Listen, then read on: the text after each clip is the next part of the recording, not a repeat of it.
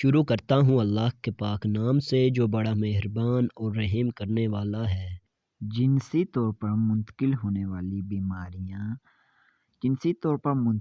والی بیماریوں کی 20 سے زیادہ اقسام ہیں، جن میں چند ایک جان لیوا بھی ہو سکتی ہیں۔ ان بیماریوں میں شامل ہیں کیمائٹڈ، ہرپس زواسٹر، HIV، آتش زیر ناف چوٹیں۔ جنسی طور پر منتقل ہونے والی بیماریوں کے اثرات STD کے لیے کیے جانے والے ٹیسٹ اور علاج کو بڑھاوا نہیں دیا جا سکتا کیونکہ یہ آسانی سے منتقل ہوتے ہیں، لیکن اگر اس کا علاج نہ کیا جائے تو یہ سنگین بھی ہو سکتے ہیں اور ممکنہ طور پر تباہ کن اور طویل مدتی پیچیدگیوں کا باعث بن سکتے ہیں،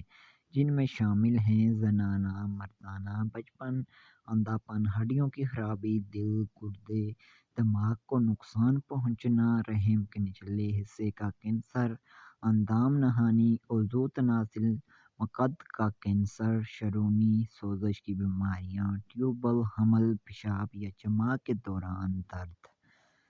2020 کے مطالعہ کے مطابق ہیومن ہیپیو